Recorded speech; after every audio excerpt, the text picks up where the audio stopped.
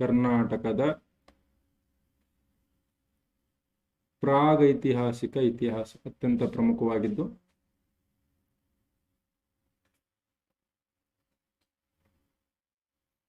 Pre historic age in Karnataka ಅಂತ ಕರಿತೀವಿ. ಇದರಿಂದ ಸಾಕಷ್ಟು ಪ್ರಶ್ನೆಗಳು ಬರ್ತವೆ, ದಯವಿಟ್ಟು ಇಗ್ನೋರ್ ಮಾಡಬೇಡಿ. ಇತ್ತೀಚೆಗೆ ಕೆಪಿಟಿಸಿಎಲ್ ಜೂನಿಯರ್ ಅಸಿಸ್ಟೆಂಟ್ ಎಕ್ಸಾಮ್ ಅಲ್ಲೂ ಪ್ರಶ್ನೆ ಬಂದಿತ್ತು, SDA ದಲ್ಲೂ ಪ್ರಶ್ನೆ ಬಂದಿತ್ತು. ಕರ್ನಾಟಕದ ಪ್ರಾಗೈತಿಹಾಸಿಕ ಕಾಲ. ಮೊದಲಿಗೆ ಪ್ರಾಗೈತಿಹಾಸಿಕ ಕಾಲ ಅಂದ್ರೆ ಏನು ಅನ್ನೋದನ್ನ ಅರ್ಥ ಮಾಡ್ತೀವಿ. ಪ್ರಾಗೈತಿಹಾಸಿಕ ಕಾಲ, ಓಕೆ, ಒಂದು ಬರ್ತದೆ ಐತಿಹಾಸಿಕ ಕಾಲ, ಇನ್ನೊಂದು ಪ್ರಾಗೈತಿಹಾಸಿಕ ಕಾಲ ಅಂತ ಬರುತ್ತೆ. ಐತಿಹಾಸಿಕ ಕಾಲ ಅಂತಂದ್ರೆ ಏನು? ಐತಿಹಾಸಿಕ ಅಂತಂದ್ರೆ ಇದು ದಾಖಲೆಗಳು ಅಥವಾ ಯಾವುದೇ ರೀತಿ ಸಾಹಿತ್ಯ ಪುರಾವೆಗಳು ನಮಗೆ ಸಿಕ್ಕಿದ್ದಲ್ಲಿ ಇದನ್ನ ಏನಂತೇಳಿ ಕರಿತೀವಿ ನಾವು? ಸಿಕ್ಕಿದ್ದಲ್ಲಿ ನಾವು ಇದನ್ನ ಏನಂತೇಳಿ ಕರಿತೀವಿ? ಪ್ರಾಗೈತಿಹಾಸಿಕ ಕಾಲ ಅಂತ ಕರೆಯೋದಿಲ್ಲ, ಇದನ್ನ ಐತಿಹಾಸಿಕ ಕಾಲ ಅಂತ ಹೇಳಿ ಕರಿತೀವಿ. ಒಂದು ನಿಮಿಷ.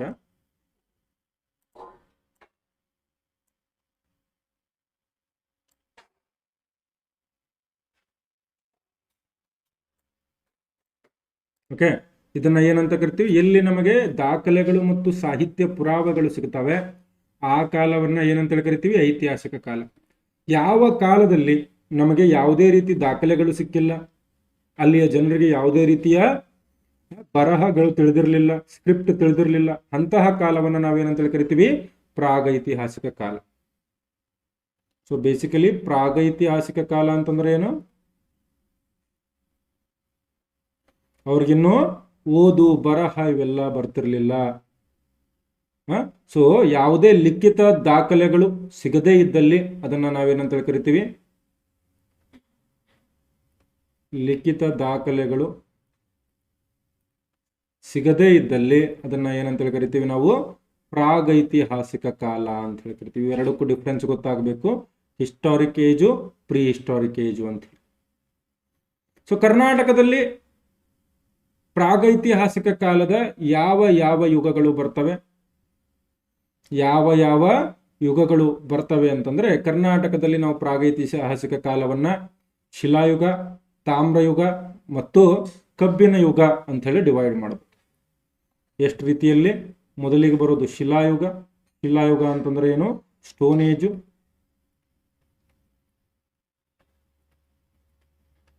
ಆಮೇಲೆ ತಾಮ್ರಯುಗ ಅಂತ ಹೇಳಿ ಕರಿತೀವಿ, ಚಾಲ್ಕೋಲಿಥಿಕ್ ಫೇಸ್ ಅಂತ ಹೇಳಿ ಕರಿತೀವಿ.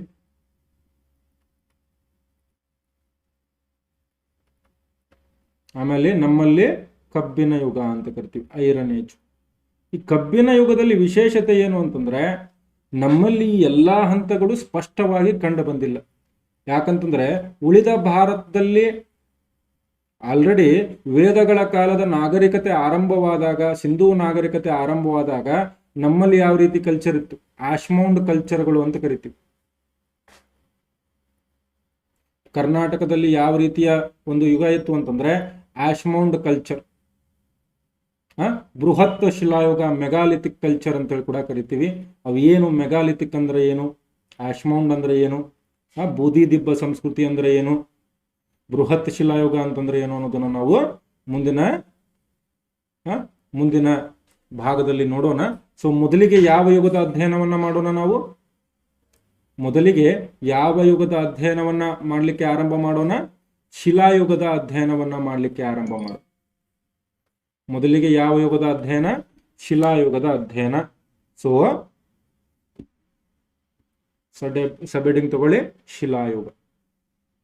ನೋಡ್ರಿ, ನಿಮ್ಗೆಲ್ಲ ಗೊತ್ತಿದೆ ಶಿಲಾಯುಗವನ್ನ ನಾವು 3 ರೀತಿಯಾಗಿ ವಿಂಗಡಣೆ ಮಾಡ್ತೀವಿ. ಸ್ಟೋನ್ ಏಜ್ ಅನ್ನ ನಾವು 3 ಹಂತಗಳಾಗಿ ವಿಂಗಡಣೆ ಮಾಡ್ತೀವಿ. ಹೌದಾ? ಶಿಲಾಯುಗವನ್ನ ಯಾವ ರೀತಿ? ಹಳೆಯ ಶಿಲಾಯುಗ,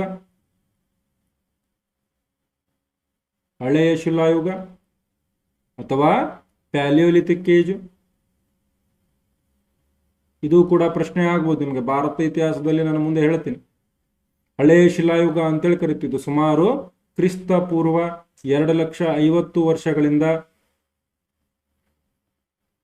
ಕ್ರಿಸ್ತ ಪೂರ್ವ 10,000 ವರ್ಷಗಳ ಒಳಗೆ ಏನು ಬರುತ್ತೆ, ನಮಗೇನು ಕಂಡು ಬರುತ್ತೆ, ಪ್ರಾಚೀನ ಶಿಲಾಯುಗ ಕಂಡು ಬರುತ್ತದೆ, ಅಥವಾ ಪ್ಯಾಲಿಯೋಲಿಥಿಕ್ ಏಜ್ ಅಂತ ಹೇಳಿ ಕಂಡು ಬರ್ತದೆ. ಇನ್ನು ಸೂಕ್ಷ್ಮ ಶಿಲಾಯುಗ ಅಂತಂದ್ರೆ, ಸೂಕ್ಷ್ಮ ಶಿಲಾಯುಗ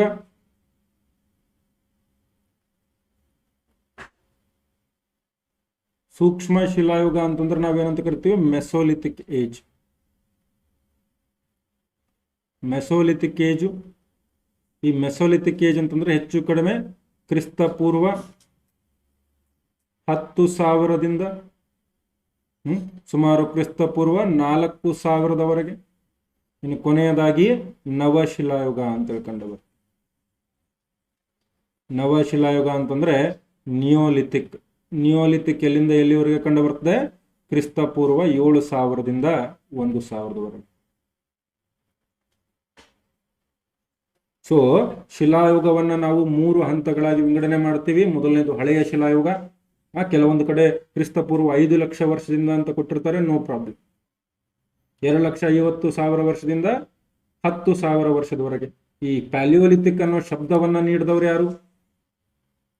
ಪ್ಯಾಲಿಯೋಲಿಥಿಕ್ ಅನ್ನುವ ಶಬ್ದವನ್ನ ನೀಡಿದವರು ಯಾರು ಅಂತಂದ್ರೆ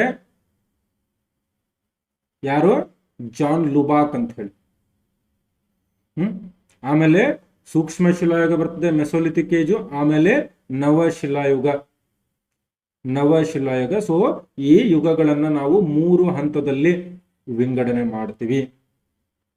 ಹಾಗಾದ್ರೆ ಮೊದಲಿಗೆ ಯಾವುದನ್ನ ಅಧ್ಯಯನ ಮಾಡೋಣ ನಾವು? ಮೊದಲನೇದಾಗಿ ಯಾವುದನ್ನ ಅಧ್ಯಯನ ಮಾಡೋಣ ನಾವು? ಮೊದಲನೇದಾಗಿ ಪ್ರಾಚೀನ ಶಿಲಾಯುಗ ಅಥವಾ ಹಳೆಯ ಶಿಲಾಯುಗ.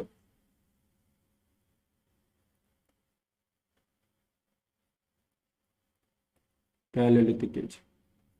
ನೋಡ್ರಿ, ಕರ್ನಾಟಕದಲ್ಲಿ ಹಳೆಯ ಶಿಲಾಯುಗ ಸಾವಿರಾರು ವರ್ಷಗಳ ಹಿಂದಿನಿಂದ ಪತ್ತೆಯಾಗಿದೆ ನಮಗೆ. ನಾನು ನಿಮ್ಗೆ ಹೇಳಿದೆ, ಕ್ರಿಸ್ತ ಪೂರ್ವ 2,50,000 ವರ್ಷಗಳಿಂದ 10,000 ವರ್ಷಗಳವರೆಗೆ ಅಂತಂದ್ರೆ ಏನು? ಲಕ್ಷಾಂತರ ವರ್ಷಗಳ ಹಿಂದಿನಿಂದ ಮಾನವನ ಅಸ್ತಿತ್ವ ನಮ್ಮ ಕರ್ನಾಟಕದಲ್ಲಿ ಪತ್ತೆಯಾಗಿದೆ. ಹಾಗಾದ್ರೆ ಕರ್ನಾಟಕದಲ್ಲಿ ಪತ್ತೆಯಾದ ಮೊದಲ ನೆಲೆ ಅಂತೇಳಿ ಏನಾದ್ರೂ ಕೇಳಿದ್ರೆ, ಕರ್ನಾಟಕದಲ್ಲಿ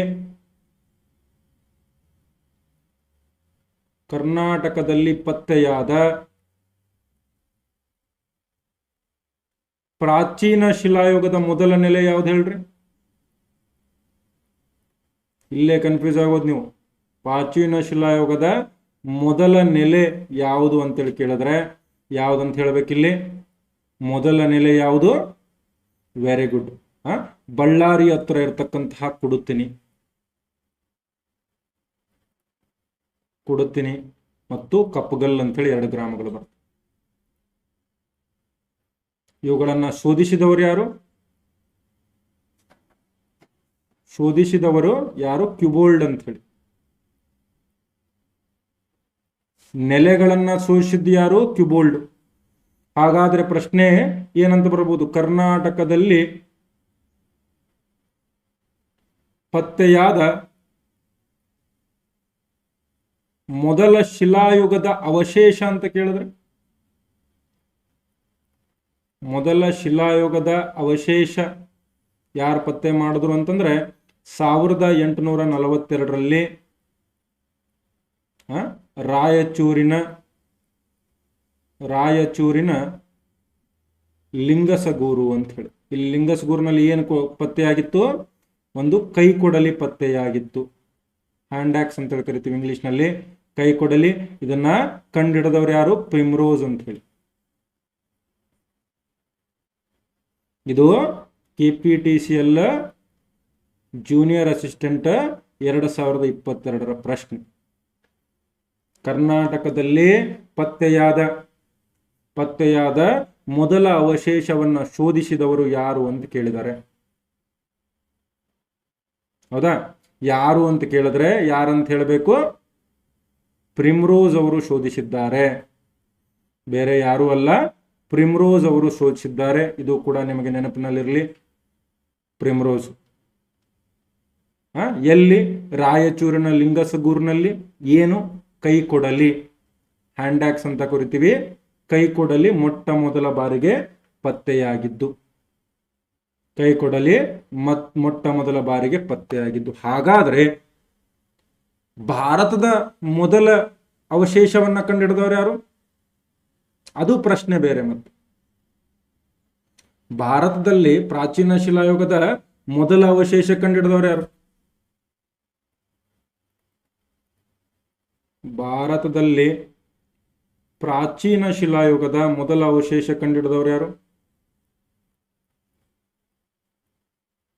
ಮೊದಲ ಅವಶೇಷ ಕಂಡುಹಿಡಿದವರು ಯಾರು? ಬೇರೆ ಯಾರು ಅಲ್ಲ, ಇದು ರಾಬರ್ಟ್ ಬ್ರೂಸ್ಫುಟ್. ಬಹಳ ಜನ ಮೊನ್ನೆ ಇದರಲ್ಲೇ ಕನ್ಫ್ಯೂಸ್ ಆಗಿದ್ರು, ರಾಬರ್ಟ್ ಬ್ರೂಸ್ಫುಟ್ ಪ್ರಿಮ್ರೋಸ್ ನಡುವೆ. ರಾಬರ್ಟ್ ಬ್ರೂಸ್ಫುಟ್ ಅವರು ಏನು ಕಂಡುಹಿಡಿದಿದ್ರು? ಪೊಲ್ಲಾವರಂ ಕೈಕೊಡಲಿ. ಪೊಲ್ಲಾವರಮ್ಮ ಕೈಕೊಡಲಿ. ಪೊಲ್ಲಾವರಂ ಮೇಲೆ ಬರ್ತದೆ, ತಮಿಳುನಾಡಿನಲ್ಲಿ. ನೋಡ್ರಿ, ರಾಬರ್ಟ್ ಬ್ರೂಸ್ಫುಟ್ ಅವರನ್ನ ಭಾರತದ ಪ್ರಾಗೈತಿಹಾಸಿಕ ಕಾಲದ ಪಿತಾಮಹ ಅಂತೇಳಿ ಕೂಡ ಕರಿತೀವಿ. ಪಿತಾಮಹ, father of prehistory in India. ಆಮೇಲೆ ಮೈಸೂರು ಭೂಗರ್ಭಶಾಸ್ತ್ರ ಇಲಾಖೆಯ ಮೊದಲ ನಿರ್ದೇಶಕರು ಯಾರು?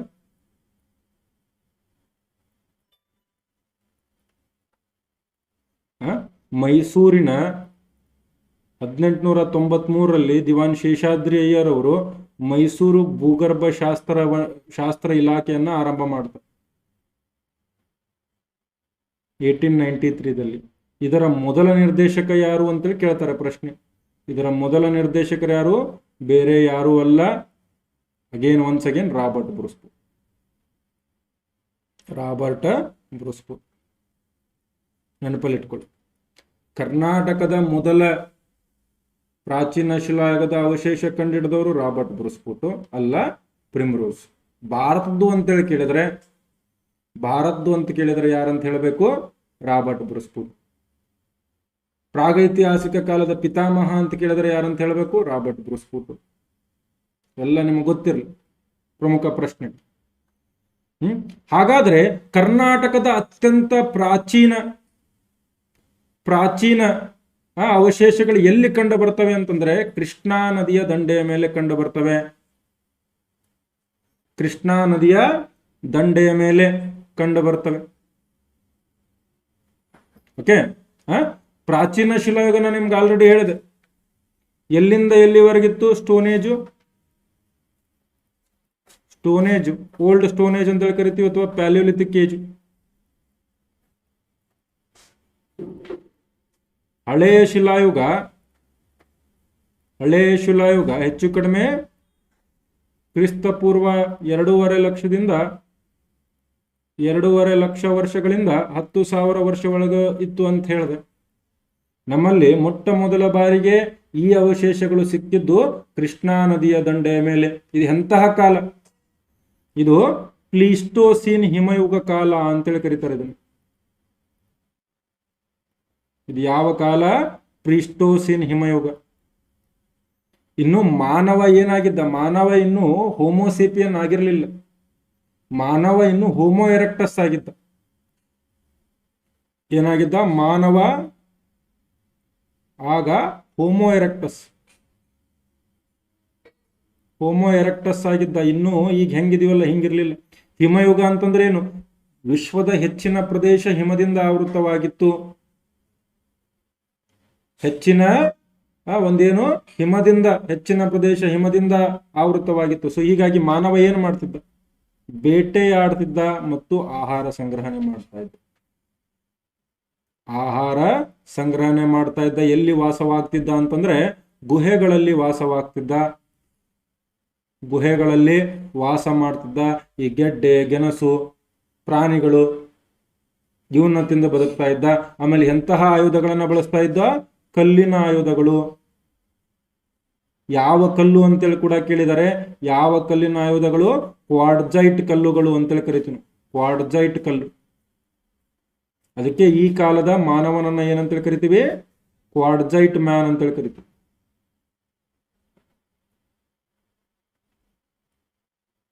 ದೊಡ್ಡ ದೊಡ್ಡ ದೊಡ್ಡ ಕೈಕೊಡಲಿಗಳು, ಕಡಿಗತ್ತಿಗಳು, ಮಚ್ಚುಗತ್ತಿಗಳು, ಕೈಕೊಡಲಿ, ಕಡುಗತ್ತಿ, ಮಚ್ಚುಗತ್ತಿ ಇವುಗಳನ್ನ ಬಳಸ್ತಾ ಇದ್ದೆ. ಎಲ್ಲಾ ಕಲ್ಲಿಂದ. ಕತ್ತಿ ಅಂದ ಕೂಡಲೇ ನೀವು ಸರ್ ಕಬ್ಬಿಣದ ಕತ್ತಿ ಅಂತ ಕೇಳಬೇಡಿ, ಎಲ್ಲವೂ ಕೂಡ ಶಿಲೆಯಿಂದ ಮಾಡಿದಂತ ಆಯುಧಗಳೇ, ಎಲ್ಲವೂ ಕೂಡ ಶಿಲೆಯಿಂದ. ಬೆನಚು ಕಲ್ಲು ಅಂತ ಹೇಳಿ ಕೂಡ ಕರಿಬಹುದು ಇದನ್ನ. ಕ್ವಾಡ್ಜೈಟ್ ಅನ್ನ ಕನ್ನಡದಲ್ಲಿ ಏನಂತ ಕರೀತಾರೆ? ಬೆನಚು ಕಲ್ಲು ಅಂತ ಹೇಳಿ ಕರೀತಾರೆ, ಬೆನಚು ಕಲ್ಲು ಅಂತ ಕರೀತಾರೆ. ನೆನಪಲ್ಲಿರಲಿ. ಹಾಗಾದ್ರೆ ಈ ಕಾಲದ ಒಂದು ನಿವೇಶನಗಳು ಕರ್ನಾಟಕದಲ್ಲಿ ಎಲ್ಲಿ ಕಂಡು ಬಂದಿವೆ? ಕರ್ನಾಟಕದಲ್ಲಿ ಈ ಕಾಲದ ನಿವೇಶನಗಳು ಎಲ್ಲಿ ಕಂಡು ಬಂದಿವೆ ಅಂತಂದ್ರೆ ಮಲಪ್ರಭಾ ನದಿ ದಂಡೆಯ ಮೇಲೆ, ಕೃಷ್ಣಾ ನದಿ ದಂಡೆಯ ಮೇಲೆ, ಈ ಕಾಲದ ಅವಶೇಷಗಳು ನಮಗೆ ಕಂಡು ಬರ್ತವೆ. ಮಲಪ್ರಭಾ ನದಿ ದಂಡೆಯ ಮೇಲೆ ಈ ಕಾಲದ ಅವಶೇಷಗಳು ಕಂಡು ಬರ್ತವೆ. ಎಲ್ಲ ನೀಟಾಗಿ ನೋಟ್ ಮಾಡ್ಕೊಳ್ರಿ. ಮಲಪ್ರಭಾ ನದಿ ದಂಡೆಯ ಮೇಲೆ ಈ ಕಾಲದ ಅವಶೇಷಗಳು ಕಂಡು ಬರ್ತವೆ. ತುಂಗಭದ್ರಾ ನದಿ ದಂಡೆಯ ಮೇಲೆ ಈ ಕಾಲದ ಅವಶೇಷಗಳು ಕಂಡು ಬರ್ತವೆ. ತುಂಗಭದ್ರಾ ನದಿ ದಂಡೆಯ ಮೇಲೆ ಈ ಕಾಲದ ಅವಶೇಷಗಳು ಕಂಡು ಬರ್ತವೆ. ಯಾವ್ಯಾವು? ಬದಾಮಿ ಅಂತ ಬರುತ್ತೆ. ಬದಾಮಿ, ಖ್ಯಾಡು, ಢಾನಕಶಿರೂರು, ಆಮೇಲೆ ಮತ್ತೆ ಈ ಜಮಖಂಡಿ ಹತ್ರ ಇರತಕ್ಕಂಥ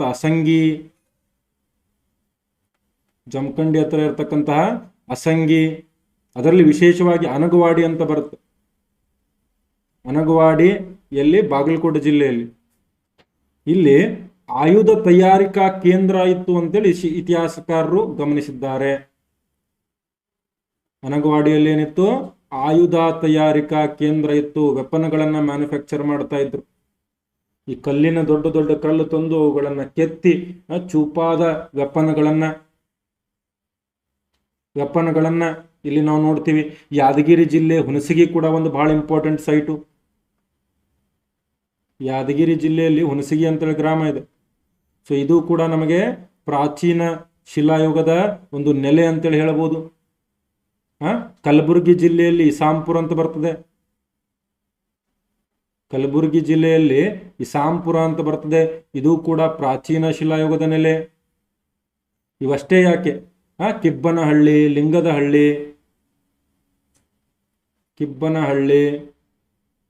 ಲಿಂಗದಹಳ್ಳಿ ಇವೆಲ್ಲ ಏನು? ಕರ್ನಾಟಕದಲ್ಲಿ ಪ್ರಾಚೀನ ಶಿಲಾಯುಗದ ನೆಲೆಗಳು. ಕರ್ನಾಟಕದಲ್ಲಿ ಯಾವ ಶಿಲಾಯುಗದ ನೆಲೆಗಳಿವು? ಪ್ರಾಚೀನ ಶಿಲಾಯುಗದ ನೆಲೆಗಳು. ಅರ್ಥ ಆಗ್ತದೆ ಎಲ್ಲರಿಗೂ? ಹಿಮಯುಗಯುಕ್ತವಾಗಿ ಇನ್ನೂ ಬಿಸಿ ಕೂಡ ಆಗಿರಲಿಲ್ಲ. ಅಂದ್ರೆ ಉಷ್ಣಾಂಶ ಅತ್ಯಂತ ಕಡಿಮೆ. ಅವಾಗ ಕೇವಲ ಈ ಉಷ್ಣ ವಲಯಗಳಲ್ಲಿ ಮಾತ್ರ ಮನುಷ್ಯ ಹೆಚ್ಚಿಗೆ ವಾಸವಿರ್ತಾ ಇದ್ದ ಆ ಸಂದರ್ಭದಲ್ಲಿ. ಎಸ್. ಆಮೇಲೆ ನೋಡ್ರಿ, ಯಾರ್ಯಾರಿಗೆ ಕ್ಲಾಸ್ಗಳು ಇಷ್ಟ ಆಗ್ತಿವೆ ತಪ್ಪದೆ ಚಾನಲ್ಗೆ ಸಬ್ಸ್ಕ್ರೈಬ್ ಮಾಡೋದನ್ನ ಮರಿಬೇಡಿ. ವಿಡಿಯೋಗೆ ಲೈಕ್ ಬಟನ್ ಮತ್ತು ಪ್ರೆಸ್ ಮಾಡಿ. ಆಮೇಲೆ ಶೇರ್ ಕೂಡ ತಪ್ಪದೆ ಮಾಡಿ. ಅಲ್ರೈಟ್, ಎಲ್ಲರೂ ಲೈಕ್ ಬಟನ್ ಪ್ರೆಸ್ ಮಾಡಿ ಸಾಧ್ಯ ಆದ್ರೆ. ಎಲ್ಲರಿಗೂ ಅರ್ಥ ಆಯ್ತಾ? ಪ್ರಾಚೀನ ಶಿಲಾಯುಗ, ಹಳೆಯ ಶಿಲಾಯುಗ, ಪ್ಯಾಲಿಯೋಲಿಥಿಕ್ ಏಜು. ಇನ್ನು ಪ್ಯಾಲಿಯೋಲಿಥಿಕ್ ಏಜ್ನ ನಂತರ ಬರುವಂತಹ ಎರಡನೇ ಹಂತ ಯಾವುದು? ಸೂಕ್ಷ್ಮ ಶಿಲಾಯುಗ ಅಂತೇಳಿ ಕರಿತೀವಿ. ಕರ್ನಾಟಕದಲ್ಲಿ ಸೂಕ್ಷ್ಮ ಶಿಲಾಯುಗ. ಮೆಸೋಲಿಥಿಕ್ ಏಜು ಸುಮಾರು ಕ್ರಿಸ್ತಪೂರ್ವ ಏನು ಒಂದು 10,000 ಅಥವಾ 9,000ದಿಂದ 4,000ದವರೆಗೆ ಇದು ಚಾಲ್ತಿಯಲ್ಲಿತ್ತು. ಇದನ್ನ ಏನಂತೇಳಿ ಕರೀತಾರೆ? ಮಧ್ಯಂತರ ಯುಗ ಅಥವಾ ಸ್ಥಿತ್ಯಂತರ ಯುಗ ಅಂತೇಳಿ ಕೂಡ ಕರೀತಾರೆ. ಮಧ್ಯಂತರ ಯುಗ ಅಥವಾ ಸ್ಥಿತ್ಯಂತರ ಯುಗ, ಟ್ರಾನ್ಸಿಷನ್ ಪೀರಿಯಡ್. ಇಲ್ಲಿ ಏನಾಯ್ತು? ಮಾನವ ಏನಾದ? ಹೋಮೋಸೇಪಿಯನ್ ಆದ. ಮಾನವ ಹೋಮೋ ಎರೆಕ್ಟಸ್ ನಿಂದ ಏನಾಗ್ತಾನೆ? ಹೋಮೋಸೇಪಿಯನ್ ಆಗ್ತಾನೆ. ವಾತಾವರಣ ಉಷ್ಣವಾಗ್ಲಿಕ್ಕೆ ಶುರುವಾಗುತ್ತೆ. ಬೆಂಕಿಯ ಪರಿಚಯ ಆಗಿದ್ದು ಇದೇ ಕಾಲದಲ್ಲಿ. ಮಾನವನಿಗೆ ಬೆಂಕಿಯ ಪರಿಚಯ ಆಗಿದ್ದು ಇದೇ ಕಾಲದಲ್ಲಿ. ಹೌದಾ? ಈ ಕಾಲದಲ್ಲಿ ಕರ್ನಾಟಕದಲ್ಲಿ ನಿವೇಶನ ಯಾವುದು? ಪ್ರಮುಖ ನಿವೇಶನ ಯಾವುದು? ಕರ್ನಾಟಕದಲ್ಲಿ ಪ್ರಮುಖ ನಿವೇಶನ ಯಾವುದು ಅಂತ ಕೇಳಿದ್ರೆ ನೀವು ಯಾವುದು ಅಂತ ಹೇಳಬೇಕು? Very good. ಸಂಗನಕಲ್ಲು, ಬಳ್ಳಾರಿ ಜಿಲ್ಲೆಯಲ್ಲಿ. ಇಲ್ಲಿ ಎಂತಹ ಆಯುಧಗಳನ್ನು ಬಳಸಲಾಗ್ತಾ ಇತ್ತು? ಇಲ್ಲಿ ಮೈಕ್ರೋಲಿತ್ಗಳು ಅಂತ ಕರಿತೀವಿ. ಮೈಕ್ರೋಲಿತ್, ಸಣ್ಣ ಶಿಲಾ ಆಯುಧಗಳು. ಇವು ಕೂಡ ಬೆನಚುಕಲ್ಲಿನಿಂದ ಮಾಡಿದ್ವು. ಬಟ್ ಅತ್ಯಂತ ಸಣ್ಣ ಆಯುಧಗಳು ಯಾವ ಕಾಲದಲ್ಲಿ ಕಂಡು ಬರ್ತವೆ? ಮೈಕ್ರೋಲಿತ್ ಅಂತೇಳಿ ಕೂಡ ಕರಿತೀವಿ. ಬೆನಚುಕಲ್ಲಿನ ಚಿಕ್ಕ ಆಯುಧಗಳು ನಮಗಿಲ್ಲಿ ಪರಿಚಯ ಆಗ್ತವೆ. ಇದು ಏನಿದು? ಸೂಕ್ಷ್ಮ ಶಿಲಾಯುಗ. ಸೂಕ್ಷ್ಮ ಶಿಲಾಯುಗದ ನೆಲೆಗಳು ಕರ್ನಾಟಕದಲ್ಲಿ ಹೆಚ್ಚಿನ ಸಂಖ್ಯೆಯಲ್ಲಿ ಕಂಡು ಬಂದಿಲ್ಲ. ಸೂಕ್ಷ್ಮ ಶಿಲಾಯುಗದ ನೆಲೆಗಳು ಕರ್ನಾಟಕದಲ್ಲಿ ಹೆಚ್ಚಿನ ಸಂಖ್ಯೆಯಲ್ಲಿ ಕಂಡು ಬಂದಿಲ್ಲ. ಹೆಚ್ಚಿನ ಸಂಖ್ಯೆಯಲ್ಲಿ ಕಂಡು ಬಂದಿಲ್ಲ. ಇದು ಕೂಡ ನಿಮಗೆ ನೆನಪಲ್ಲಿರಲಿ. ಮೈಕ್ರೋಲಿಥಿಕ್ ಏಜ್ ಅಂತೇಳಿ ಕೂಡ ಕರಿತೀವಿ ನಾವು ಇದನ್ನು. ಸ್ಥಿತ್ಯಂತರ ಯುಗ ಇದು. ಪ್ರಾಚೀನ ಶಿಲಾಯುಗದಿಂದ ನವಶಿಲಾಯುಗದ ಮಧ್ಯದ ಯುಗ ಇದಷ್ಟೇ. ಇನ್ನು ಕೊನೆಯದಾಗಿ ಕರ್ನಾಟಕದಲ್ಲಿ ನವಶಿಲಾಯುಗ. ನವಶಿಲಾಯುಗವನ್ನು ನಾವು ಅಧ್ಯಯನ ಮಾಡಬೇಕು. ಬಹಳ ಇಂಪಾರ್ಟೆಂಟು. ಕರ್ನಾಟಕದಲ್ಲಿ ನಿಯೋಲಿಥಿಕ್ ಫೇಸ್ ಅಂತೇಳಿ ಕರಿತೀವಿ. ನಿಯೋಲಿಥಿಕ್ ಏಜು ಬಹಳ ಇಂಪಾರ್ಟೆಂಟ್. ನಿಯೋಲಿಥಿಕ್ ಏಜು ಮಾನವನ ಇತಿಹಾಸದ ಅತ್ಯಂತ ಪ್ರಮುಖ ಘಟ್ಟ. ಯಾಕಂತಂದ್ರೆ ಇಲ್ಲಿ ಮಾನವ ಏನ್ ಮಾಡ್ದ? ಮಾನವ ಇಲ್ಲಿ ಏನೇನು ಕಲ್ಕೊಂಡ? ಕೃಷಿಯನ್ನ ಯಾವ ರೀತಿ ಮಾಡಬೇಕು ಅಂತೇಳಿ ಕಲ್ಕೊಂಡ. ಒಂದು ಕಡೆ ನೆಲೆ ನಿಲ್ಲಲು ಆರಂಭ ಮಾಡ್ದ, ಮನೆ ಕಟ್ಟಲಿಕ್ಕೆ ಶುರು ಮಾಡ್ದ. ಹೌದಾ? ಪಶು ಸಂಗೋಪನೆ ಆರಂಭ ಮಾಡ್ದ. ಅದರ ಜೊತೆಗೆ ಮತ್ತೇನು ಆರಂಭ ಮಾಡ್ತಾನೆ ಈ ಕಾಲದಲ್ಲಿ? ಮಾನವ ಕುಂಬಾರಿಕೆಯನ್ನ ಕೂಡ ಆರಂಭ ಮಾಡ್ತಾನೆ. ನವಶಿಲಾಯುಗ ಮಾನವನ ಇತಿಹಾಸದಲ್ಲಿ ಯಾಕೆ ಇಂಪಾರ್ಟೆಂಟ್ ಅಂತಂದ್ರೆ ಈ 4 ವಿಷಯಗಳಿಗೆ. ಕೃಷಿ, ನೋಡ್ರಿ, ಸೂಕ್ಷ್ಮ ಶಿಲಾಯುಗದಲ್ಲಿ ಅಲ್ಪ ಸ್ವಲ್ಪ ಕಂಡು ಬರ್ತಾ ಇತ್ತು. ಬಟ್ ಅದು ಸಂಪೂರ್ಣವಾಗಿ ಕಂಡು ಬರ್ಲಿಕ್ಕೆ ಆರಂಭವಾಗಿದ್ದು ಈ ಕಾಲದಲ್ಲಿ. ಮನುಷ್ಯ ಮನೆ ಕಟ್ಟಲಿಕ್ಕೆ ಆರಂಭ ಮಾಡಿದ್ದು ಈ ಕಾಲದಲ್ಲಿ. ಮನೆ ಅಂತಂದ್ರೆ ಈಗಿನ ತರ ಇಟ್ಟಿಗೆಗಳನ್ನ ಕಲ್ಲುಗಳನ್ನ ಹಾಕಿ ಮನೆ ಕಟ್ಟೋದಲ್ಲ. ಅವಾಗ ಇನ್ನು ಗುಡಿಸಲು ಮನೆಗಳು ಇರ್ತಾ ಇತ್ತು. ಈ ಮಹಾರಾಷ್ಟ್ರದಲ್ಲಿ ಇನಾಮ್ಗಾಂವ್ ಅಂತ ಬರುತ್ತೆ. ಕೃಷಿಯ ಮೊಟ್ಟ ಮೊದಲ ಕುರುಹುಗಳು ಪಾಕಿಸ್ತಾನದ ಮೆಹರಾಗಾರ್ನಲ್ಲಿ ಕಂಡು ಬರ್ತವೆ. ಪಶು ಸಂಗೋಪನೆ ಮಾಡ್ಲಿಕ್ಕೆ ಶುರು ಮಾಡ್ದ. ಕುಂಬಾರಿಕೆ, ಮಡಿಕೆಗಳನ್ನ ತಯಾರಣೆ ಮಾಡ್ಲಿಕ್ಕೆ ಶುರು ಮಾಡ್ದ. ಯಾರು? ನಮ್ಮ ಮಾನವ. ಓಕೆ. ಈ ನಿಯೋಲಿಥಿಕ್ ಯುಗದಲ್ಲಿ ಅದರಲ್ಲಿ ವಿಶೇಷವಾಗಿ ಕರ್ನಾಟಕದಲ್ಲಿ ನೋಡ್ರಿ, ಕರ್ನಾಟಕದಲ್ಲಿ ಮಡಿಕೆ ಎಲ್ಲಿ ಶುರುವಾಗಿತ್ತು? ಕರ್ನಾಟಕದಲ್ಲಿ ಮಡಿಕೆಗಳನ್ನ ತಯಾರಿಕೆ ಮಾಡಲಾಗ್ತಾ ಇತ್ತು. 2 ರೀತಿ. ಕೈಯಿಂದ ನಿರ್ಮಿತ ಮಡಿಕೆಗಳು ಕೂಡ ಕಂಡು ಬರ್ತವೆ. ಇದು ಪ್ರಶ್ನೆ ಆಗಿದೆ ನೋಡ್ರಿ. ಚಕ್ರ ನಿರ್ಮಿತ ಮಡಿಕೆಗಳು ಕೂಡ ಕಂಡು ಬರ್ತವೆ. ಆದರೆ ಚಕ್ರ ನಿರ್ಮಿತ ಮಡಿಕೆಗಳು ಕೇವಲ ಕೃಷ್ಣಾ ನದಿಯ ದಂಡೆಯ ಮೇಲೆ ಮಾತ್ರ ಕಂಡು ಬರ್ತವೆ. ಕರ್ನಾಟಕದಲ್ಲಿ ನವಶಿಲಾಯುಗದಲ್ಲಿ ಮಡಿಕೆಗಳು ಎಲ್ಲಿ ಕಂಡು ಬರ್ತವೆ ಅಂತೇಳಿ ಯಾರಾದ್ರೂ ಪ್ರಶ್ನೆ ಕೇಳಿದ್ರೆ ಏನಂತ ಹೇಳಬೇಕು? ಮಡಿಕೆಗಳು ಎಲ್ಲಿ ಕಂಡು ಬರ್ತವೆ ಅಂತಂದ್ರೆ ಚಕ್ರ ನಿರ್ಮಿತ ಮಡಿಕೆಗಳು ಕೇವಲ ಕೃಷ್ಣಾ ನದಿಯ ದಂಡೆಯ ಮೇಲೆ ಮಾತ್ರ ಕಂಡು ಬರ್ತವೆ. ಇದೇ ಕಾಲದಲ್ಲಿ ದಕ್ಷಿಣ ಭಾರತದಲ್ಲಿ ವಿಶೇಷ ಸಂಸ್ಕೃತಿ ಕೂಡ ಡೆವಲಪ್ ಆಗುತ್ತೆ. ಯಾವುದು? ಆಶ್ಮೌಂಡ್ ಕಲ್ಚರ್ ಅಂತ ಹೇಳಿ. ಕರ್ನಾಟಕದಲ್ಲಿ ಯಾವುದು? ಬೂದಿ ದಿಬ್ಬದ ನಾಗರಿಕತೆ ಅಂತೇಳಿ ಕರಿತೀವಿ. ಬೂದಿ ದಿಬ್ಬದ ನಾಗರಿಕತೆ ಅಂತಂದ್ರೆ ಏನು? ಈ ಸಗಣಿಯನ್ನ ಕಾಯಿಸಿ ದೊಡ್ಡ ದೊಡ್ಡ ಬೂದಿಯ ದಿಬ್ಬಗಳನ್ನ ಮಾಡ್ತಾ ಇದ್ರು. ದೊಡ್ಡ ಬೂದಿಯ ದಿಬ್ಬಗಳನ್ನ ಮಾಡ್ತಾ ಇದ್ರು. ಸೊ ನಿಮಗೇನಾದ್ರೂ ಪ್ರಶ್ನೆ ಬಂದ್ರೆ ಕರ್ನಾಟಕದಲ್ಲಿ ಬೂದಿ ದಿಬ್ಬ ನಾಗರಿಕತೆ ಅಥವಾ ಸಂಸ್ಕೃತಿ, ಆಶ್ಮೌಂಡ್ ಕಲ್ಚರ್ ಯಾವ ಕಾಲದಲ್ಲಿ ಕಂಡು ಬಂದಿದೆ ಅಂತಂದ್ರೆ ಯಾವ ಕಾಲದಲ್ಲಿ ಅಂತ ಹೇಳಬೇಕು? ಯಾವ ಕಾಲದಲ್ಲಿ ಅಂತ ಹೇಳ್ಬೇಕು ನೀವು? ಬೂದಿ ದಿಬ್ಬ ನಾಗರಿಕತೆ ನಮಗೆ ಕಂಡು ಬರುವುದು ನವಶಿಲಾಯುಗದಲ್ಲಿ ಕಂಡು ಬರ್ತದೆ. ನವಶಿಲಾಯುಗದಲ್ಲಿ. ಇನ್ನು ಕರ್ನಾಟಕದಲ್ಲಿ ಈ ಕಾಲದ ನಿವೇಶನಗಳು ಯಾವ್ಯಾವು? ಬಹಳ ಇಂಪಾರ್ಟೆಂಟ್, ನಿಮಗೆ ಪ್ರಶ್ನೆ ಆಗ್ತಕ್ಕಂಥದ್ದಿವೆ. ಕರ್ನಾಟಕದಲ್ಲಿ ನವಶಿಲಾಯುಗದ ನಿವೇಶನಗಳು ಯಾವ್ಯಾವು? ಮೊದಲನೇದಾಗಿ ಬಳ್ಳಾರಿಯಲ್ಲಿ ಯಾವ್ಯಾವ ಬರ್ತವೆ? ಸಂಗನಕಲ್ಲು ಮತ್ತು ತೆಕ್ಕನಕೋಟ.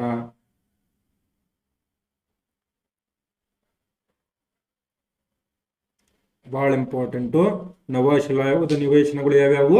ಸಂಗನಕಲ್ಲು ಮತ್ತು ತೆಕ್ಕಲಕೂಟ. ಒಂದು ಪ್ರಶ್ನೆ ಆಗಿತ್ತು, ಕರ್ನಾಟಕದಲ್ಲಿ ನವಶಿಲಾಯುಗದ ಕುದುರೆಯ ಅವಶೇಷಗಳು ಎಲ್ಲಿ ಕಂಡು ಬರ್ತವೆ ಅಂದ್ರೆ,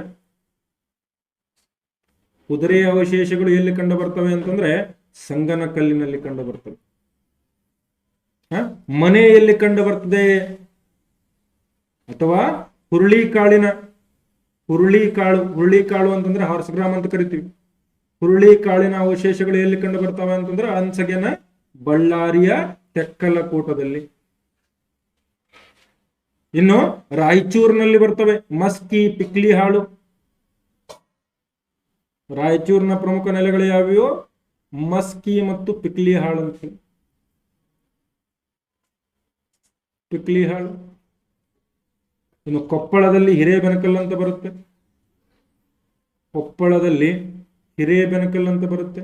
ಆಮೇಲೆ ನೋಡ್ರಿ, ಈ ಪಿಕ್ಲಿ ಹಾಳು ಮತ್ತು ಹಿರೇಬೆನಕಲ್ನಲ್ಲಿ ನಮಗೇನು ಕಂಡು ಬಂದಿದೆ? ಪ್ರಾಚೀನ ಚಿತ್ರಕಲೆ ಕಂಡು ಬಂದಿದೆ. ಪ್ರಾಚೀನ ಚಿತ್ರಕಲೆ ಕಂಡು ಬಂದಿದೆ. ಇನ್ನು ಮೈಸೂರಿನಲ್ಲಿ ಟಿ ನರಸೀಪುರ, ಹೆಮ್ಮಿಗೆ. ಮೈಸೂರಿನ ಪ್ರಮುಖ ನಿವೇಶನಗಳು ಯಾವ್ಯಾವು? ಟಿ ನರಸೀಪುರ ಮತ್ತು ಹೆಮ್ಮಿಗೆ. ಇವೆಲ್ಲ ನಿವೇಶನಗಳನ್ನು ನೆನಪಲ್ಲಿ ಇಟ್ಕೊಳ್ರಿ, ಯಾಕೆ ಪ್ರಶ್ನೆ ಕೇಳಿಬಿಡ್ತಾರೆ. ಈ ಕೆಳಗಿನ ಯಾವುವು ನವಶಿಲಾಯುಗದ ನಿವೇಶನಗಳು? ಕೋಲಾರದಲ್ಲಿ ಬನಹಳ್ಳಿ ಅಂತ ಬರುತ್ತೆ. ಕೋಲಾರದಲ್ಲಿ ಬನಹಳ್ಳಿ ನವಶಿಲಾಯುಗದ ನಿವೇಶನ, ಅಲ್ರೈಟ್. ಚಿತ್ರದುರ್ಗದಲ್ಲಿ ಬ್ರಹ್ಮಗಿರಿ.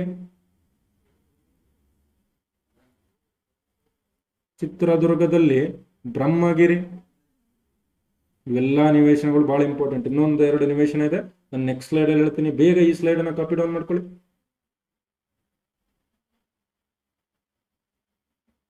ಬೇಗ ಈ ಸ್ಲೈಡ್ ಅನ್ನ ಬರ್ಕೊಳ್ಳಿ ನಿಮ್ಮ ನೋಟ್ಸ್ಗಳಲ್ಲಿ. ನಾನು ಹೇಳಿದ್ದೀನಿ, ಈ ಕೋರ್ಸು ಅತ್ಯಂತ ಡೆಪ್ತ್ ಆಗಿ ನಿಮ್ಮ ಸಂಪೂರ್ಣ ಕರ್ನಾಟಕ ಹಿಸ್ಟ್ರಿ ಕವರ್ ಮಾಡ್ತಿದ್ದೀನಿ. ಸೊ ನೋಟ್ಸ್ ಬರೆಸ್ತಾನೆ ನಾನು ಈ ಕ್ಲಾಸನ್ನು ಮಾಡ್ತೀನಿ.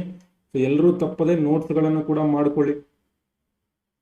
ಎಲ್ಲರೂ ತಪ್ಪದೆ ನೋಟ್ಸ್ಗಳನ್ನು ಮಾಡ್ಕೊಳ್ಳಿ, ಅಲ್ರೈಟ್. ಇನ್ನು ಬಾಗಲಕೋಟೆ ಜಿಲ್ಲೆಯ ನಿವೇಶನಗಳು ಯಾವ್ಯಾವು? ಹಳಿಂಗಳಿ. ಈಗ ತೇರದಾಳ್ ಅಂತೇಳಿ ಒಂದು ಊರು ಬರ್ತದೆ, ಅದರ ಪಕ್ಕದಲ್ಲಿ ಹಳಿಂಗಳಿ ಅಂತಿದೆ. ಹಳಿಂಗಳಿ ಬಹಳ ಇಂಪಾರ್ಟೆಂಟ್. ಇದನ್ನ ಬಿಟ್ರೆ ತೇರದಾಳ. ಇನ್ನು ಧಾರವಾಡ ಜಿಲ್ಲೆಯಲ್ಲಿ ಯಾವ್ದು ಬರುತ್ತೆ? ಹಳ್ಳೂರು ಅಂತ ಬರುತ್ತೆ. ಈ ಧಾರವಾಡ ಜಿಲ್ಲೆಯ ಹಳ್ಳೂರು ಯಾಕೆ ಇಂಪಾರ್ಟೆಂಟ್ ಅಂತಂದ್ರೆ, ಕರ್ನಾಟಕದ ಈಗ ಪ್ರಸ್ತುತ ಹಾವೇರಿಯಲ್ಲಿದೆ. ಈ ಹಳ್ಳೂರೇನು, ಇಲ್ಲಿ ನಮಗೇನು ಸಿಕ್ಕಿವೆ? ಭತ್ತದ ಅವಶೇಷ ಸಿಕ್ಕಿದೆ. ಅಂದ್ರೆ ಅಕ್ಕಿ ಬೆಳೆದಿರತಕ್ಕಂತಹ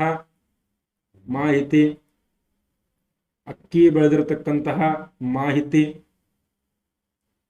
ಎಲ್ಲಿ ನಮಗೆ ಸಿಗ್ತದೆ? ಇದೇ ಒಂದು ಸ್ಥಳದಲ್ಲಿ ಸಿಗ್ತದೆ, ಧಾರವಾಡದ ಹಳ್ಳೂರಿನಲ್ಲಿ ಸಿಗ್ತದೆ.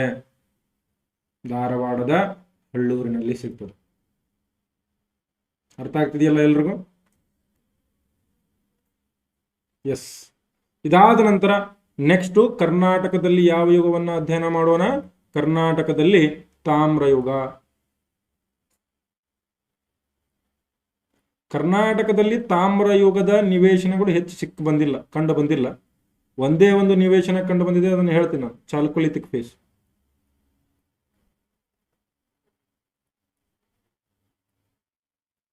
ಯಾವ್ದು ಹೇಳ್ರಿ? 1940ರಲ್ಲಿ MH ಕೃಷ್ಣ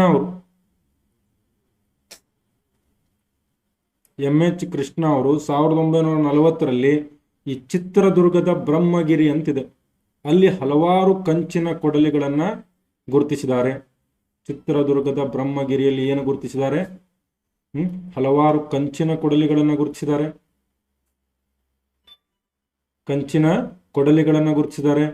ಬೂದು ಬಣ್ಣದ ಮಡಿಕೆಗಳನ್ನು ಗುರುತಿಸಿದ್ದಾರೆ.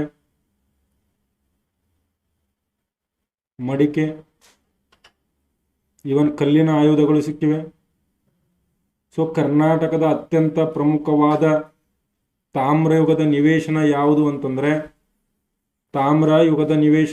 ಅಂತಂದ್ರೆ ಎಸ್ ಇದೆ ನೋಡ್ರಿ.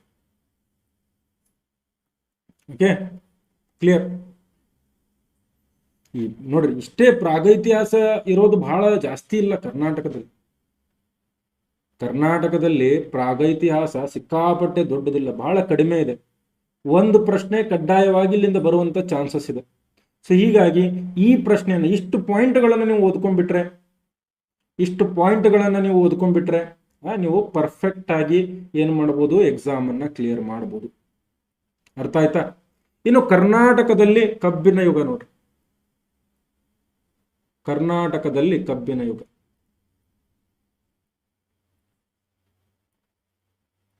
Iron age. ಈ ಕರ್ನಾಟಕದಲ್ಲಿ ಐರನ್ ಏಜ್ ಅನ್ನ ಏನಂತೇಳಿ ಕೂಡ ಕರಿತೀವಿ ನಾವು, ಮೆಗಾಲಿಥಿಕ್ ಯುಗ ಅಂತ ಹೇಳಿ ಕೂಡ ಕರಿತೀವಿ. Megalithic age. ಮೆಗಾಲಿಥಿಕ್ ಅಂತೇಳಿ ಯಾಕೆ ಕರೀತಾರೆ ಹೇಳ್ರಿ? ಯಾರಿಗೆ ಗೊತ್ತಿದೆ ಮೆಗಾಲಿಥಿಕ್ ಅಂತ ಯಾಕೆ ಕರೀತಾರೆ? ಮೆಗಾಲಿಥಿಕ್ ಅಂತೇಳಿ ಕರೀಲಿಕ್ಕೆ ಏನು ಕಾರಣ ಇದೆ? ಇಲ್ಲಿ ಬೃಹತ್ ಸಮಾಧಿಗಳ ಮೇಲೆ ಬೃಹತ್ ಕಲ್ಲುಗಳು ಕಂಡು ಬರ್ತಿದ್ವು. ಸಮಾಧಿಗಳ ಮೇಲೆ ಬೃಹತ್ ಕಲ್ಲುಗಳು ಕಂಡು ಬರ್ತಾ ಇತ್ತು. Very very important. ಅಂದ್ರೆ ಈಗ ಸಮಾಧಿ ಇದೆ ಅಂತಂದ್ರೆ ಅದ್ರ ಮೇಲೆ ದೊಡ್ಡದಾದ ಕಲ್ಲುಗಳು ಈ ರೀತಿ ನಮಗೆ ಕಂಡು ಬರ್ತಾ ಇದ್ವು. ಅದಕ್ಕೆ ಇದನ್ನ ಮೆಗಾಲಿಥಿಕ್. ಎಲ್ಲೆಲ್ಲಿ ಕಂಡು ಬಂದಿವೆ? ಐಹೊಳೆಯಲ್ಲಿ ಕಂಡು ಬಂದಿವೆ, ಹಿರೇಬೆನಕಲ್ನಲ್ಲಿ ಕಂಡು ಬಂದಿದೆ. ಹಿರೇಬೆನಕಲ್ ಅಂತ ಬರುತ್ತೆ, ಹಿರೇಬೆನಕಲ್ ಅಂತ ಕಂಡು ಬರ್ತದೆ. ಹುಲಿಕುಂಟೆಯಲ್ಲಿ ಕಂಡು ಬರ್ತದೆ, ಕುಮಲಿಯಲ್ಲಿ ಕಂಡು ಬರ್ತದೆ. ಇನ್ನೊಂದು ವಿಶೇಷ ಅಂಶ ನಾನು ನಿಮ್ಗೆ ಹೇಳೋದು ಮರ್ತೆ, ಈ ಕರ್ನಾಟಕದಲ್ಲಿ ಏನಿದ್ವು ಅಂತಂದ್ರೆ, ಈಗ ನಮ್ಮ SR ರಾವ್ ಅವರ ಪ್ರಕಾರ, ನೆಕ್ಸ್ಟ್ ಹೇಳ್ತೀನಿ ತಾಳ್ರಿ, ಈ ಸ್ಲೈಡ್ ಮುಗಿದ್ಮೇಲೆ ನೆಕ್ಸ್ಟ್ ಸ್ಲೈಡ್ ಅಲ್ಲಿ I will tell about one of the most interesting thing. ನೀವು ಕೇಳಿರ್ಬೋದು ಸಾಕಷ್ಟು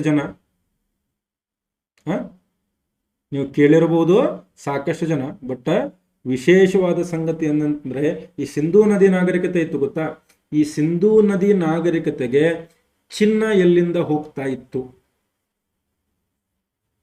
ಸಿಂಧೂ ನದಿ ನಾಗರಿಕತೆಗೆ ಚಿನ್ನ ಎಲ್ಲಿಂದ ಸಪ್ಲೈ ಆಗ್ತಾ ಇತ್ತು? ಬಹಳ ಇಂಪಾರ್ಟೆಂಟ್. ಸಿಂಧೂ ನದಿ ನಾಗರಿಕತೆಗೆ ಚಿನ್ನ ಎಲ್ಲಿಂದ ಸಪ್ಲೈ ಆಗ್ತಾ ಇತ್ತು? ಬಹಳ ಇಂಟ್ರೆಸ್ಟಿಂಗ್ ಪ್ರಶ್ನೆ. ಸೊ ಈ ಪ್ರಶ್ನೆಗೆ ಉತ್ತರ ಏನು ಗೊತ್ತಾ? ಸಿಂಧೂ ನದಿ ನಾಗರಿಕತೆಗೆ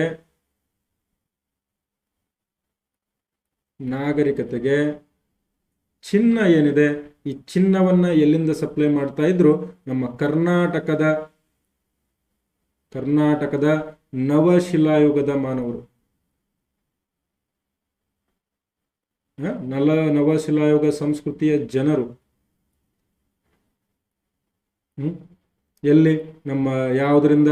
ಕೋಲಾರ ಮತ್ತು ಹಟ್ಟಿ ಚಿನ್ನದ ಗಣಿಗಳಿಂದ, ವಿಶೇಷವಾಗಿ ಹಟ್ಟಿ ಚಿನ್ನದ ಗಣಿಗಳಿಂದ ಇವರು ಸಪ್ಲೈ ಮಾಡ್ತಿದ್ರು ಅಂತೇಳಿ ಯಾರು ಹೇಳ್ತಾರೆ? ಕರ್ನಾಟಕದಿಂದ ಹೋಗ್ತಿತ್ತು ಅಂತ ಹೇಳಿದವರು ಯಾರು? Professor SR Rao. Professor SR Rao ಅವರು ಏನ್ ಹೇಳ್ತಾರೆ? ಸಿಂಧೂ ನದಿ ನಾಗರಿಕತೆಗೆ ಚಿನ್ನ ಏನು ಹೋಗ್ತಾ ಇತ್ತು, ಈ ಚಿನ್ನ ಎಲ್ಲಿಂದ ಸರಬರಾಜಾಗ್ತಾ ಇತ್ತು? ಕರ್ನಾಟಕದಿಂದ, ಹಟ್ಟಿ ಮತ್ತು ಕೋಲಾರ, ವಿಶೇಷವಾಗಿ ಹಟ್ಟಿಯಿಂದ. ಅಲ್ಲಿ ಸುತ್ತಮುತ್ತ ಇರ್ತಕ್ಕಂಥ ನವಶಿಲಾಯುಗದ ಜನರು ಸಿಂಧೂ ನದಿ ನಾಗರಿಕತೆಗೆ ಚಿನ್ನವನ್ನ, ಇದು ನೋಡ್ರಿ, ಈ ಪ್ರಶ್ನೆಯು ಕನ್ಫ್ಯೂಸ್ ಆಗಬಾರ್ದು. ಯಾಕಂತಂದ್ರೆ ನೆನಪಲ್ಲಿ ಇಟ್ಕೊಳ್ರಿ, KS 2020 ಪ್ರಶ್ನೆ ಇದು. ಏನಿದು? KS 2020 ಪ್ರಶ್ನೆ ಇದು. ಇದು ಕೂಡ ನೆನಪಲ್ಲಿ ಇಟ್ಕೊಳ್ರಿ, ಯಾರು ಸಪ್ಲೈ ಮಾಡ್ತಿದ್ರು ಅಂತ. ಅರ್ಥ ಆಯ್ತಾ? ಇಲ್ಲಿಗೆ ನಮ್ಮ ನವಶಿಲಾಯುಗ ಮುಗಿತು. ಯಾರ್ಯಾರಿಗೆ ನವಶಿಲಾಯುಗ ಸಂಪೂರ್ಣ ಪ್ರಾಗೈತಿಹಾಸಿಕ ಕಾಲ ಅರ್ಥ ಆಗಿದೆ? ಎಲ್ಲರೂ ಕಮೆಂಟ್ ಬಾಕ್ಸ್ ಅಲ್ಲಿ SR01 ಅಂತ ಹೇಳಿ ಒಂದು ನಿಮ್ಮ ಮೆಚ್ಚುಗೆಯನ್ನು ತೋರಿಸಿ, ಮತ್ತು ಅದರ ಜೊತೆಗೆ ಕೆಳಗಡೆ ಲೈಕ್ ಬಟನ್ ಪ್ರೆಸ್ ಮಾಡೋದು ಮರಿಬಾರ್ದು. ಆಮೇಲೆ ಕ್ಲಾಸ್ ಮುಗಿದ ಮೇಲೆ ಸಾಕಷ್ಟು ವಿದ್ಯಾರ್ಥಿಗಳು ಈ ಕೋಚಿಂಗ್ ತಗೊಳ್ಳಾರದೆ ಸಾಕಷ್ಟು ಜನ ಸಫರ್ ಆಗ್ತಿರ್ತಾರೆ. ಅಂಥವ್ರಿಗೆಲ್ಲ ಇದೊಂದು ಫ್ರೀ ಕ್ಲಾಸ್ಗಳು, ಥಿಯರಿ ಕ್ಲಾಸ್. ಈಗ ಅನ್ಅಕಾಡೆಮಿ ಪ್ಲಸ್ ಲೆವೆಲ್ ಅಲ್ಲಿ ಯೂಟ್ಯೂಬ್ನಲ್ಲಿ ಕ್ಲಾಸ್ ಮಾಡುವ ಮೊದಲ ಪ್ರಯತ್ನ ಇದು. ಮೊದಲ ಬಾರಿಗೆ ಪ್ಲಸ್ ಕ್ಲಾಸ್ಗಳನ್ನು ನಾವು ಯೂಟ್ಯೂಬ್ನಲ್ಲಿ ಮಾಡ್ತಾ ಇದ್ದೀವಿ, ಎಲ್ಲ ವಿದ್ಯಾರ್ಥಿಗಳಿಗೆ ಅನುಕೂಲ ಆಗಲಿ ಅಂತ ಹೇಳಿ. ಸೊ ಇದಕ್ಕೆ ನಿಮ್ಮ ಸಪೋರ್ಟು, ನಿಮ್ಮ ಬೆಂಬಲ ಅತಿ ಹೆಚ್ಚಿನ ಸಂಖ್ಯೆಯಲ್ಲಿ ಬೇಕಾಗುತ್ತೆ. ಲೈಕ್ ಮಾಡಿ, ಶೇರ್ ಮಾಡಿ. ಇನ್ನು ಮುಂದಿನ ಟಾಪಿಕ್ ಯಾವುದು? ಕರ್ನಾಟಕದಲ್ಲಿ ಮೌರ್ಯರು. ಇವತ್ತಿನ ಮುಂದಿನ ಟಾಪಿಕ್ ಯಾವುದು ಅಂತಂದ್ರೆ ಕರ್ನಾಟಕದಲ್ಲಿ ಮೌರ್ಯರು. ಸರ್ ಏನ್ ಸರ್ ಇದು ಕರ್ನಾಟಕದಲ್ಲಿ ಮೌರ್ಯರು? ಕರ್ನಾಟಕದಲ್ಲಿ ಯಾಕೆ ಬರ್ತಾರೆ ಮೌರ್ಯರು ಅಂತ ಹೇಳಿ ನೀವು ಕೇಳಬಹುದು. ಮೌರ್ಯರಿಗಿಂತ ಮುಂಚೆ ನಂದರು ಕೂಡ ಕರ್ನಾಟಕದಲ್ಲಿ ಆಳ್ವಿಕೆ ಮಾಡಿದರು. ನಂದ ರಾಜವಂಶ ಗೊತ್ತಿದೆಯಾ? ಈ ನಂದ ರಾಜವಂಶ ಕರ್ನಾಟಕದಲ್ಲಿ ಆಳ್ವಿಕೆ ಮಾಡ್ತದೆ ಅಂತ ಹೇಳಿ ನಮಗೆ 1000 ಕ್ರಿಸ್ತ ಶಕ 1147ರಲ್ಲಿ ದೊರೆತಂತಹ ಕೋಳೂರು ಶಾಸನ ಹೇಳ್ತದೆ. ಕೋಳೂರು ಶಾಸನ ಎಲ್ಲಿ? ಈ ಬಳ್ಳಾರಿ ಜಿಲ್ಲೆಯಲ್ಲಿ ಬರ್ತಕ್ಕಂಥದ್ದು. ಕರ್ನಾಟಕದಲ್ಲಿ ನಂದರ ಆಳ್ವಿಕೆ ಇತ್ತು ಅಂತ ಹೇಳಿ ಕೂಡ ಕರೀತಾರೆ. ಇದರಲ್ಲಿ ನಾವು ಏನಂತೇಳಿ ಕರಿತಾ ಇದ್ವಿ? ಕರ್ನಾಟಕವನ್ನ ಕುಂತಲ ದೇಶ ಅಂತ ಕರಿತಾ ಇದ್ವಿ. ಇದು ಕೂಡ ಪ್ರಶ್ನೆ ಆಗ್ಬೋದು. ಕರ್ನಾಟಕದ ಪ್ರಾಚೀನ ಹೆಸರಿದು ಕುಂತಲ ದೇಶ ಅಂತೇಳಿ ಕರಿತಾ ಇದ್ರು ನಂದ ರಾಜವಂಶದ ಕಾಲದಲ್ಲಿ. ಆದರೆ ಕರ್ನಾಟಕದ ಉತ್ತರದ ಭಾಗಗಳನ್ನ ಆಳಿದ ಮೊದಲ ರಾಜವಂಶ ಅಂದ್ರೆ ಮೌರ್ಯರು. ರೈಟ್, ಮೌರ್ಯರು. ಯಾಕಪ್ಪ? ಮೌರ್ಯ ಸಾಮ್ರಾಜ್ಯದ ದಕ್ಷಿಣದ ಗಡಿ ಯಾವುದಾಗಿತ್ತು? ಮೌರ್ಯ ಸಾಮ್ರಾಜ್ಯದ ದಕ್ಷಿಣ ಗಡಿ ಯಾವುದಾಗಿತ್ತು? ದಕ್ಷಿಣ ಗಡಿ ಯಾವುದು ಅಂತ ಕರಿತಿದ್ರು? ತುಂಗಭದ್ರಾ ನದಿ. ತುಂಗಭದ್ರಾ ನದಿ. ಇವರ ದಕ್ಷಿಣದ ಪ್ರಾಂತ ಯಾವುದು? ಮೌರ್ಯ ಸಾಮ್ರಾಜ್ಯದ ದಕ್ಷಿಣದ ಪ್ರಾಂತ ಯಾವುದು ಅಂತಂದ್ರೆ ಕಣ್ಣು ಮುಚ್ಚಿ ಹೇಳಬೇಕು ನೀವು, ಸುವರ್ಣಗಿರಿ. ಸುವರ್ಣಗಿರಿ ಅಂತಂದ್ರೆ ಇಂದಿನ ಕೊಪ್ಪಳ ಜಿಲ್ಲೆ ಅಂತ ಹೇಳ್ತೀವಿ ನಾವು. ಇಂದಿನ ಕೊಪ್ಪಳ ಜಿಲ್ಲೆಯನ್ನ, ಕೊಪ್ಪಳವನ್ನ ನಾವೇನಂತ ಕರಿತೀವಿ? ಸುವರ್ಣಗಿರಿ ಅಂತ ಹೇಳಿ ಕರಿತೀವಿ. ಸುವರ್ಣಗಿರಿ. ಕೊಪ್ಪಳದ ಸುತ್ತಮುತ್ತ ಕನಕಗಿರಿ ಎಲ್ಲ ಬರ್ತಾವಲ್ಲ, ಅದನ್ನೇ ನಾವು ಸುವರ್ಣಗಿರಿ. ಸೊ ಹೀಗಾಗಿ ನಮಗೇನು ಗೊತ್ತಿದೆ? ಕರ್ನಾಟಕದಲ್ಲೂ ಕೂಡ ಮೌರ್ಯರ ಆಳ್ವಿಕೆ ಇತ್ತು. ಆಮೇಲೆ ಮೌರ್ಯ ದೊರೆಗಳು, ಸಾಕಷ್ಟು ಜನ ಮೌರ್ಯ ದೊರೆಗಳು ಕರ್ನಾಟಕದ ಜೊತೆ ಸಂಬಂಧವನ್ನ ಹೊಂದಿದ್ದ. ಯಾರೋ ಯಾಕೆ? ಮೌರ್ಯರ ಮೊದಲನೇ ದೊರೆ ಯಾರು? ಮೌರ್ಯ ರಾಜವಂಶದ ಮೊದಲನೇ ದೊರೆ ಯಾರು? ಬೇಗ ಹೇಳಿ. Yes, very good. Chandragupta Maurya. Chandragupta Maurya, ಇದನ್ನು ನೀವು ಕೇಳಿರ್ತೀರಿ. ಈ ಚಂದ್ರಗುಪ್ತ ಮೌರ್ಯ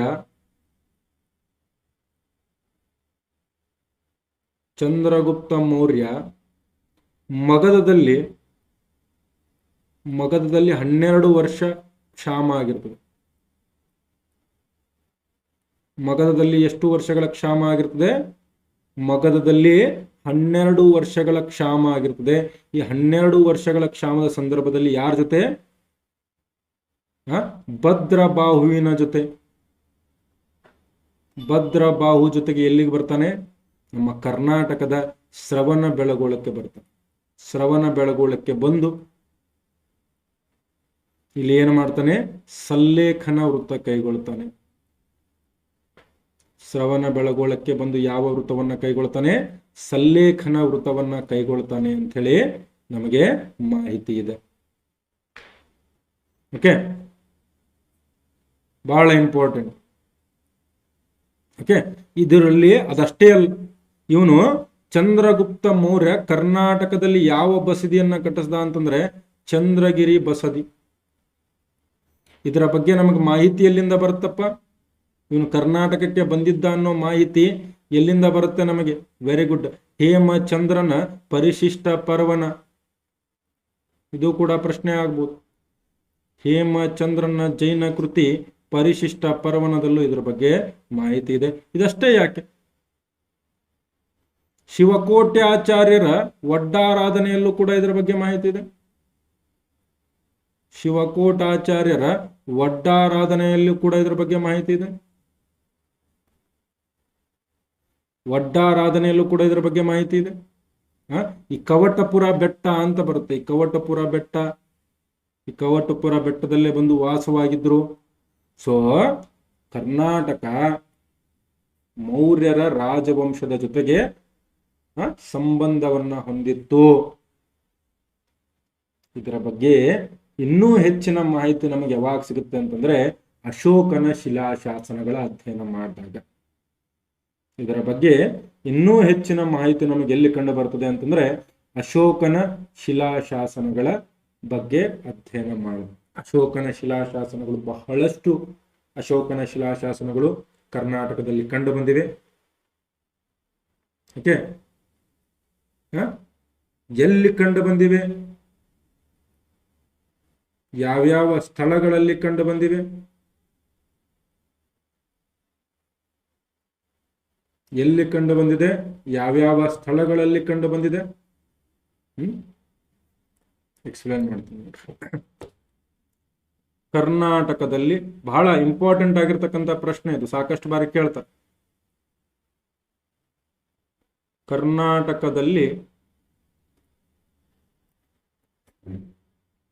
ಕರ್ನಾಟಕದಲ್ಲಿ ಅಶೋಕನ ಶಿಲಾಶಾಸನಗಳು.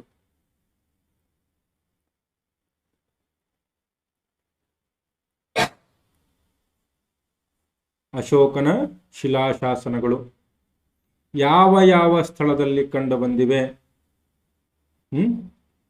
ಎಷ್ಟು? 5 ಜಿಲ್ಲೆಯ 9 ಸ್ಥಳಗಳಲ್ಲಿ,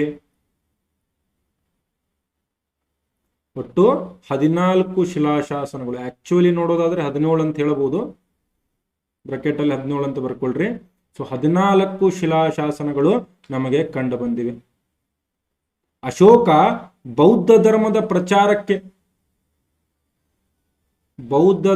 ಪ್ರಚಾರಕ್ಕೆ ಅಶೋಕ ಯಾರನ್ನ ಕಳಿಸಿದ್ದ? ಪ್ರಚಾರಕ್ಕೆ ಅಶೋಕ ಮಹಿಷಮಂಡಲಕ್ಕೆ. ಮಹಿಷಮಂಡಲ ಅಂತಂದ್ರೆ ಏನು? ಮೈಸೂರು. ಮಹಿಷಮಂಡಲಕ್ಕೆ ಅಥವಾ ಮೈಸೂರಿಗೆ ಯಾರನ್ನ ಕಳಿಸಿದ್ದ? ತನ್ನ ಹೆಂಡತಿ ಮಹಾದೇವಿಯನ್ನ ಕಳಿಸಿದ್ದ. ಸೊ ಆ ರೀತಿಯಲ್ಲೂ ಕೂಡ ಸಂಬಂಧ ಇದೆ, ಈ ರೀತಿಯಲ್ಲೂ ಕೂಡ ಸಂಬಂಧ ಇದೆ. ಹಾಗಾದರೆ ಸರ್, ಇವನ ಶಾಸನಗಳ ಭಾಷೆ ಯಾವುದು? ಶಿಲಾಶಾಸನಗಳ ಭಾಷೆ ಯಾವುದು ಅಂತಂದ್ರೆ ಪ್ರಾಕೃತ ಭಾಷೆ. ಕರ್ನಾಟಕದಲ್ಲಿ ಕಂಡು ಬಂದಿದ್ದು. ಲಿಪಿ ಯಾವುದು ಅಂತ ಕೇಳಿದ್ರೆ ಎಲ್ಲಾ ಒಂದು ಶಾಸನಗಳು, ಶಿಲಾಶಾಸನಗಳು ಯಾವ ಲಿಪಿಯಲ್ಲಿ ಕಂಡು ಬರ್ತವೆ? ಬ್ರಾಹ್ಮಿ ಲಿಪಿಯಲ್ಲಿ ಕಂಡು ಬರ್ತವೆ.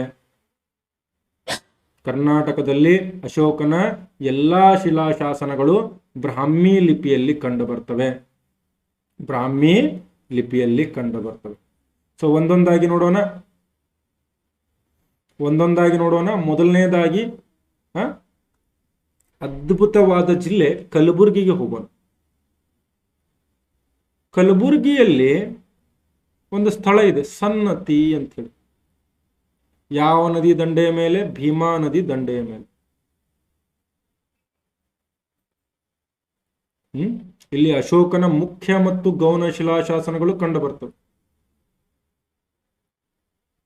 ಏನು ವಿಶೇಷ ಸನ್ನತಿದು ಅಂತಂದ್ರೆ ಇಲ್ಲಿ ಅಶೋಕನ ಶಾಸನಗಳು ಕೂಡ ಕಂಡು ಬರ್ತವೆ,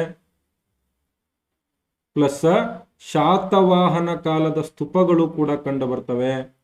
ಸೊ ಇದು ಪ್ರಶ್ನೆ ಆಗಿದೆ ನಮಗೆ, ಯಾವ ಸ್ಥಳದಲ್ಲಿ ಅಶೋಕನ ಶಾಸನಗಳು ಮತ್ತು ಸ್ತೂಪಗಳು ಒಟ್ಟಿಗೆ ಕಂಡು ಬರ್ತವೆ ಅಂತ. ಯಾವ ಸ್ಥಳದಲ್ಲಿ ಅಶೋಕನ ಶಾಸನಗಳು ಮತ್ತು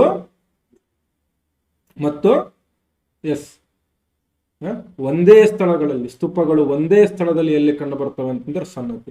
ಇನ್ನು ಸನ್ನತಿಯಿಂದ ಒಂದು 2 ಕಿಲೋಮೀಟರ್ ದೂರ ಬರಬೇಕು ನಾವು. ಅಲ್ಲಿ ಒಂದು ಸ್ಥಳ ಇದೆ, ಕನಗನಹಳ್ಳಿ ಅಂತ ಹೇಳಿ. ಇಲ್ಲಿಂದ 2 ಕಿಲೋಮೀಟರ್. ನೀವು ಬಸ್ಸಲ್ಲಾದ್ರೂ ಹೋಗ್ರಿ, ನಡ್ಕೊಂಡಾದ್ರೂ ಹೋಗ್ರಿ, ಲಗಾಟಿ ಹೊಡ್ಕೊಂಡಾದ್ರೂ ಹೋಗ್ರಿ, ಒಟ್ಟು ಹೋದು.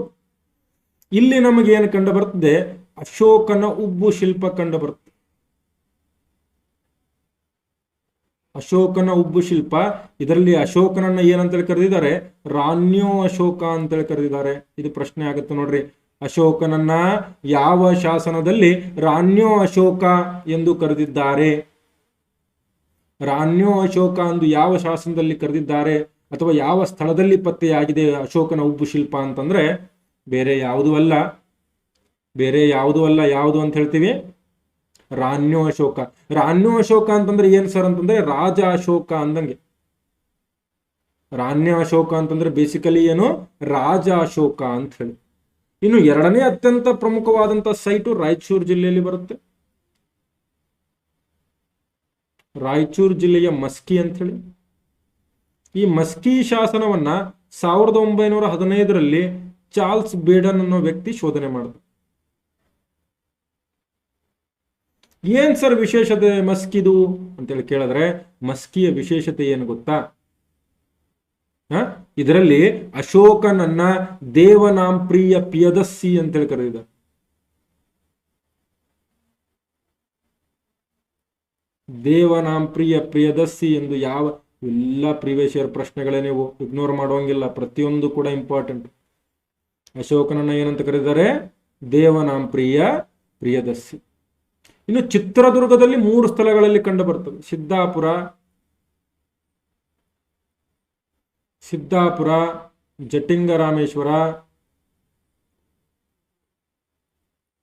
ಜಟ್ಟಿಂಗರಾಮೇಶ್ವರ ಮತ್ತು ಇನ್ನೊಂದು ಯಾವುದು, ಬ್ರಹ್ಮಗಿರಿ ಅಂತ.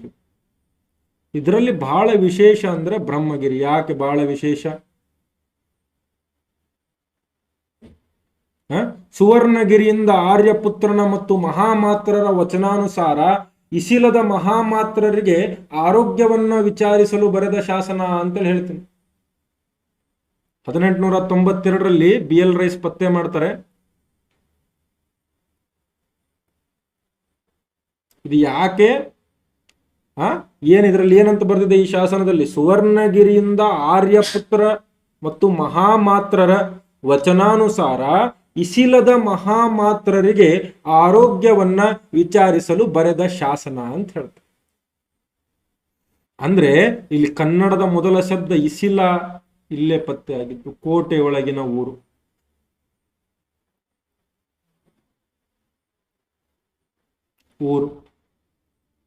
ಇದರಲ್ಲಿ ಶಿಲ್ಪಿಯ ಹೆಸರು ಕೂಡ ಇದೆ. ಶಿಲ್ಪಿಯ ಹೆಸರನ್ನ ಚಪಡ ಅಂತೇಳಿ ಕೆತ್ತಿದ್ದಾರೆ. ಅದು ಚಪಡ ಅನ್ನೋದು ಖರೋಷ್ಠಿ ಲಿಪಿಯಲ್ಲಿದೆ. ಚಪಡ ಅನ್ನೋ ಶಬ್ದ ಯಾವ ಲಿಪಿಯಲ್ಲಿದೆ? ಮತ್ತದು ಬ್ರಾಹ್ಮಿ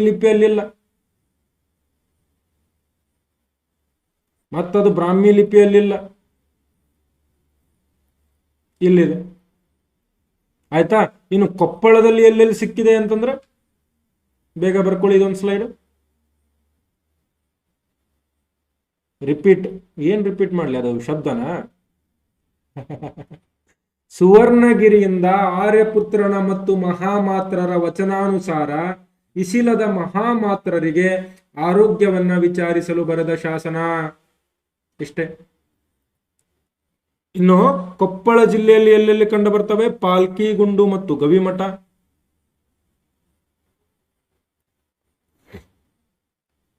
ಕೊಪ್ಪಳ ಜಿಲ್ಲೆಯಲ್ಲಿ ಪಾಲ್ಕಿಗುಂಡು ಮತ್ತು ಗವಿಮಠ ಅಶೋಕನ ಶಾಸನಗಳು ಸಿಗ್ತಕ್ಕಂಥದ್ದು. ಓಕೆ. ಬಳ್ಳಾರಿ ಜಿಲ್ಲೆಯಲ್ಲಿ ಉದಯಗುಳ ಮತ್ತು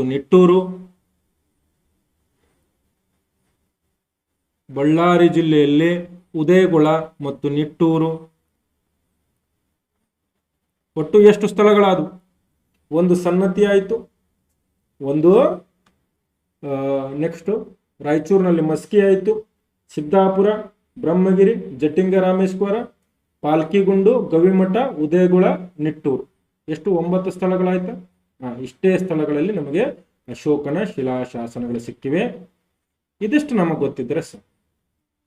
ಕರ್ನಾಟಕದಲ್ಲಿ ಮೌರ್ಯರ ಬಗ್ಗೆ ನಾವು ಅಧ್ಯಯನ ಮಾಡುವಾಗ ಇಷ್ಟು ಮಾಹಿತಿ ನಮಗೆ ಗೊತ್ತಿರಬೇಕು. ಇಷ್ಟು ಮಾಹಿತಿ ನಮಗೆ ಗೊತ್ತಿದ್ರೆ ಸಾಕು. ಅರ್ಥ ಆಗ್ತಿದೆಯಾ? ಇಲ್ಲಿಗೆ ಇವತ್ತಿನ ತರಗತಿ ಮುಗಿಸೋಣ.